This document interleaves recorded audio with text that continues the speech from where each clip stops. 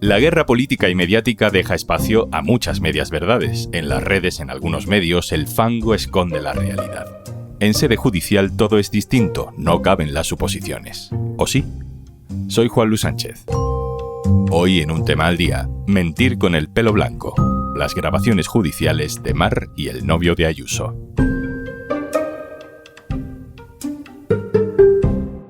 Una cosa antes de empezar.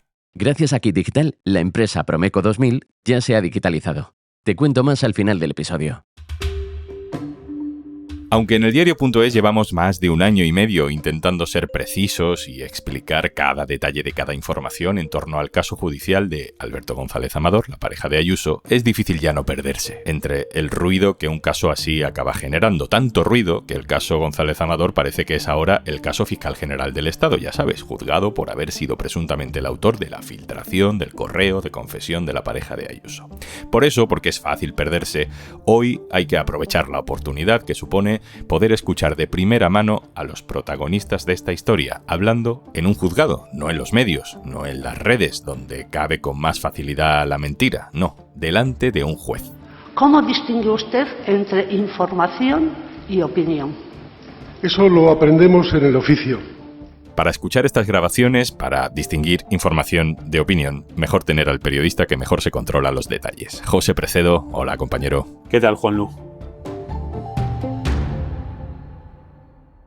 Vamos a escuchar parte de la comparecencia de Miguel Ángel Rodríguez a puerta cerrada. También escucharemos a Alberto González Amador, que le hemos escuchado muy poco durante estos años, pero empecemos por Miguel Ángel Rodríguez, jefe de gabinete, mano derecha de Isabel Díaz Ayuso, al frente de la presidencia de la Comunidad de Madrid. Vamos a empezar por el principio de todo este escándalo, que es la noche antes de que el diario.es publicara el meollo de esta historia, que no es quién nos filtró un correo, sino cuando destapamos la trama de fraude fiscal de González Amador.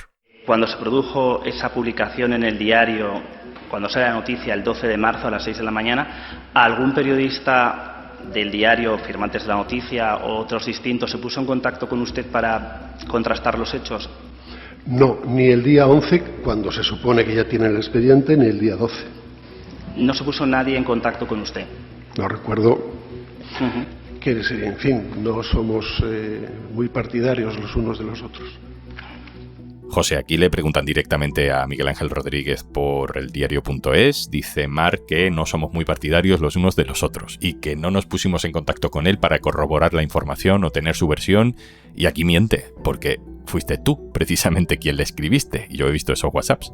Sí, de hecho, ni siquiera es cierto que no seamos partidarios. El diario.es no es ni deja de ser partidario de la Comunidad de Madrid, pero en aquel momento lo que estábamos tratando es de contrastar una información y lo hacemos como lo hemos hecho siempre. Llamamos primero a la jefatura de prensa de la Comunidad de Madrid, no nos atiende y yo mismo me pongo en contacto sobre las 21:50 de la noche con Miguel Ángel Rodríguez. Mantenemos una conversación de unos 40 minutos por mensaje de WhatsApp, donde él básicamente no contesta nada, dice que nada tiene que ver con la Comunidad de Madrid y que vosotros veréis lo que vais a publicar, con un tono así admonitorio, si no queremos decir amenazante. Y sí, la conversación existe y que nosotros acabamos probando ante el tribunal, pues acreditando a través de mi teléfono móvil que esa conversación se produjo.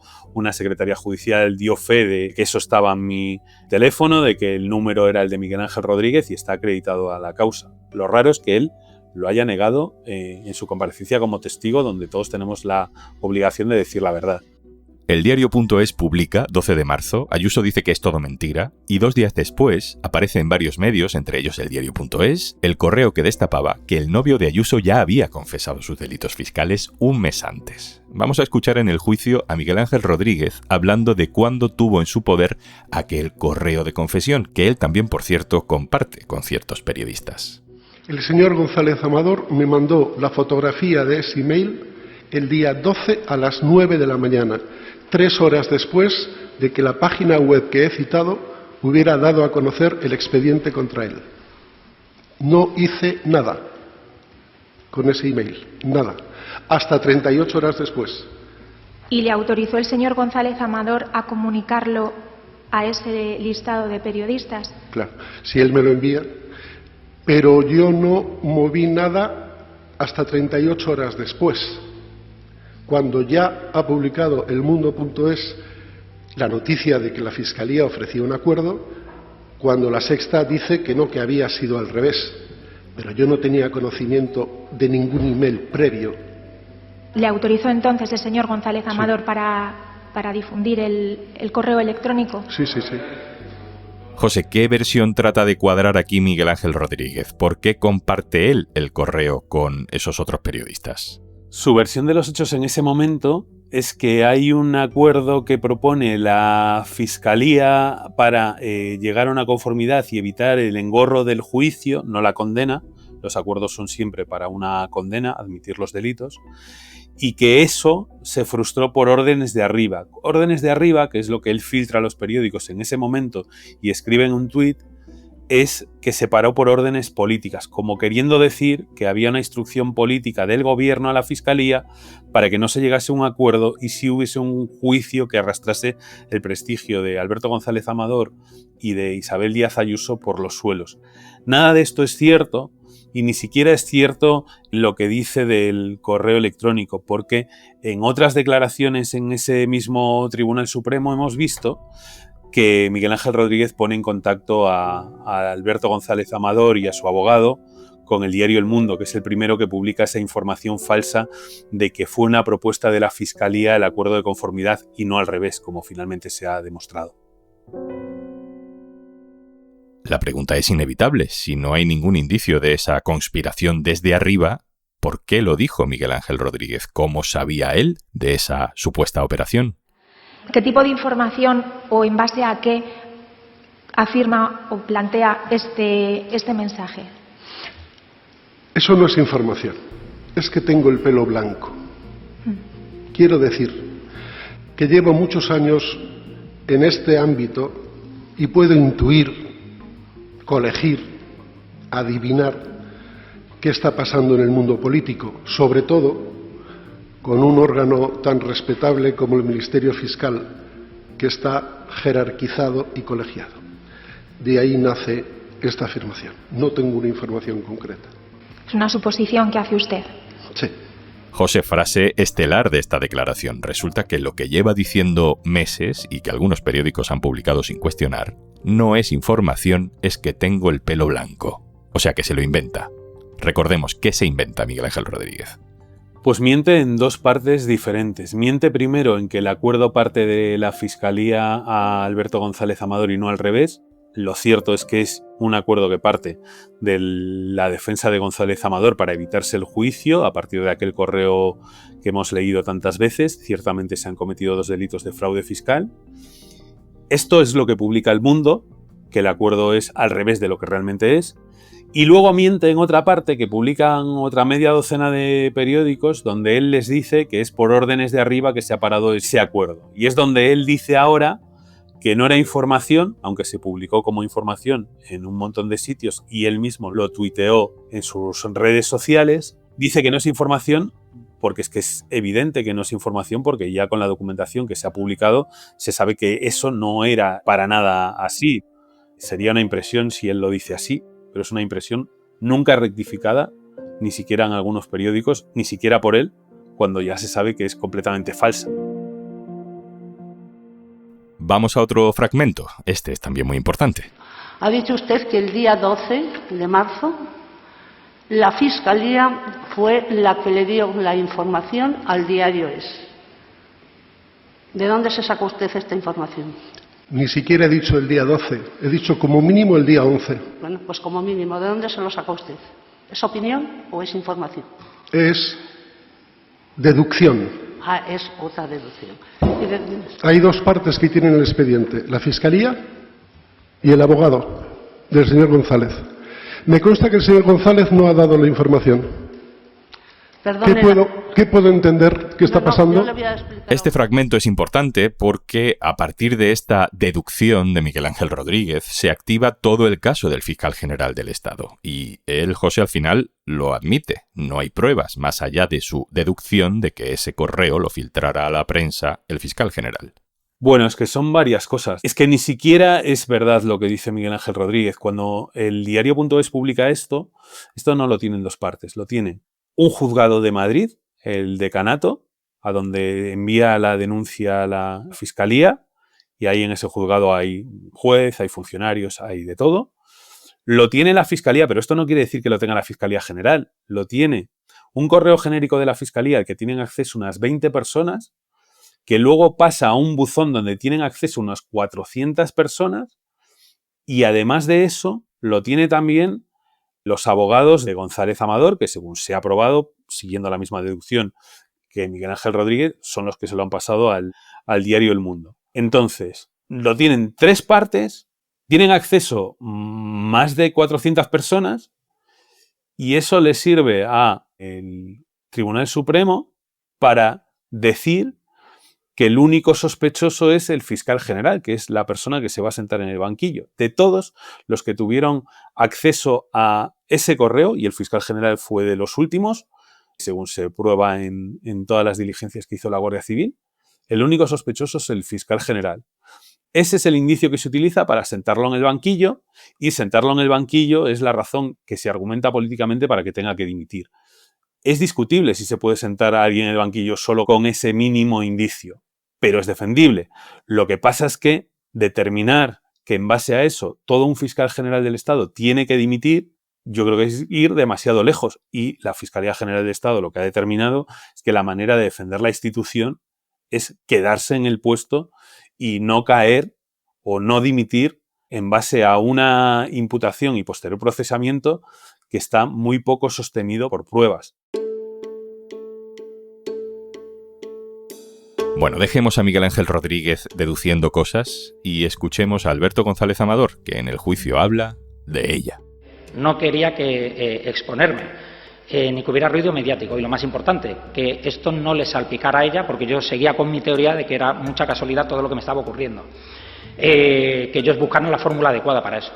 José, aquí González Amador suelta la teoría de que le persiguen por ser el novio de la presidenta de la Comunidad de Madrid. Bueno, si fuera una declaración mal hecha, una complementaria, no sé, un pequeño ingreso no declarado, pues a lo mejor se podría pensar mal, pero es que estamos hablando de mucho dinero como para pensar que esto es una persecución. No le persigue nadie. En realidad, lo que hace Hacienda es investigar a un empresario que multiplica por 6 sus ingresos y reduce un 15% los impuestos, todo al mismo tiempo.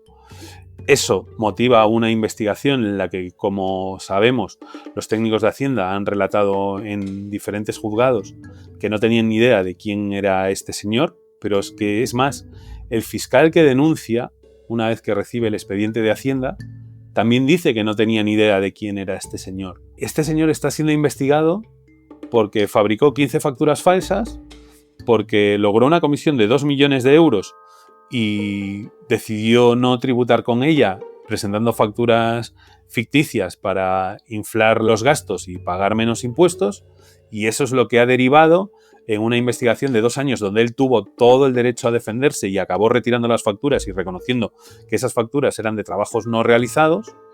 Y esto es bastante automático. Cuando una inspección acaba como esto, la inspección se pasa al Ministerio Fiscal, el Ministerio Fiscal la avisa, le echa un ojo y presenta una denuncia por fraude fiscal en los tribunales. Es lo que pasa todos los días con cualquier ciudadano. Si me permites, lo único que es, digamos que especial en este caso, es que hay un ciudadano que se nos cuenta que es anónimo, que tiene a todo un aparato de comunicación de la Comunidad de Madrid y a algunos periódicos dispuestos a defenderle. Esto sí que no le pasaría a ningún otro ciudadano anónimo.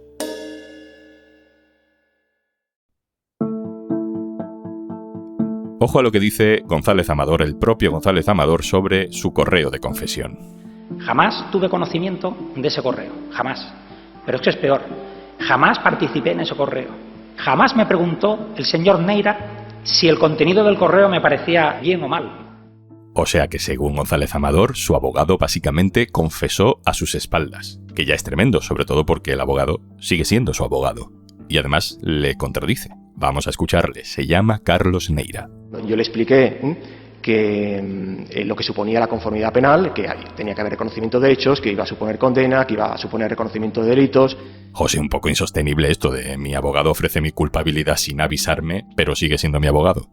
No se sostiene por ninguna parte. La razón fundamental es que Neira sigue siendo su abogado. Si de verdad un abogado presenta una conformidad donde revela que su cliente es culpable en contra de los intereses de su cliente. Primero, sería expedientado por el Colegio de Abogados. Segundo, entiendo que su cliente rompería con él porque no habría confianza. Nada de esto ha pasado. Neira sigue siendo su abogado. Y el propio González Amador ha dicho en el juicio que efectivamente le pidió solucionarlo con una conformidad que fuera rápida y en silencio, porque no quería ruido ni que afectara a su pareja. Bueno, pues es que una solución que sea rápido en silencio cuando te han pillado con 2 delitos de fraude fiscales, reconocer los delitos, pagar la multa y evitar la cárcel. No queda otra. No hay ninguna otra solución.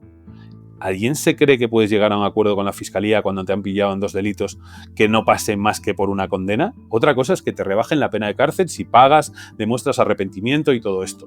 Pero la condena es de libro. Terminamos con la declaración de quien en realidad es el que está siendo juzgado en este caso. El fiscal general del Estado, Álvaro García Ortiz. Facilitó, divulgó, reveló la denuncia, el expediente tributario o cualquiera de los correos objeto de esta causa que afectan al señor Alberto González Amador, directa o indirectamente a cualquier medio de comunicación o profesional de la comunicación. Rotundamente no. A cualquier persona vinculada a la presidencia del Gobierno o al Gobierno de España. Rotundamente no. José, escuchamos al fiscal general del Estado defenderse y aquí se cierra el círculo porque, como hemos visto en este capítulo, la acusación de partida se basa en unas deducciones por el pelo blanco. Claro, aquí pues se mezclan muchas cosas. El Tribunal Supremo no es especialmente fan del fiscal general, que dictó una instrucción para hacer cumplir la ley de amnistía. Hay un montón de juristas que dicen que esta instrucción ha sido muy irregular, desde la incautación del teléfono móvil de todo un fiscal general para perseguir una causa por un delito bastante menor, como es la revelación de secretos, en el que nunca se llega hasta aquí. Normalmente los periodistas dicen que no revelan sus fuentes y ahí se acaba todo. La instrucción ha sido bastante estrambótica y hay algunas cosas dudosas, aparte de no creer el relato de los periodistas. Y luego, en lo personal, nosotros aquí tenemos un condicionante añadido, que sabemos quién es la fuente. Y la fuente no es el fiscal general. Se nos hace muy cuesta arriba pedir la dimisión de alguien que consideramos inocente, por mucho que sea para preservar, digamos, el buen nombre y la imagen de la institución.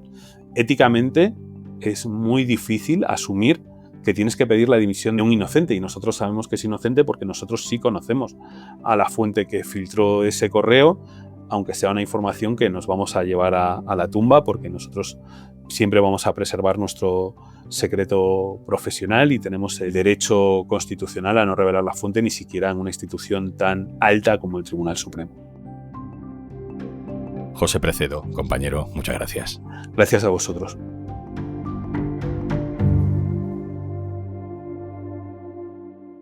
Y antes de marcharnos, la empresa Promeco 2000 ya se ha digitalizado, gracias a Kit Digital. Nos ha ayudado a gestionar todo el tema documental. Kit Digital es una iniciativa del Gobierno de España gestionada por Red.es. Infórmate en el 900-909-001 o en acelerapyme.es. Colabora Cámara de Comercio de España. Financiado por la Unión Europea. Next Generation. Plan de recuperación. Gobierno de España.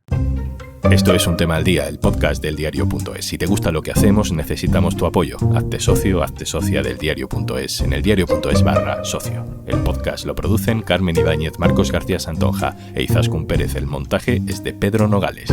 Yo soy Juan Luis Sánchez. El lunes, otro tema.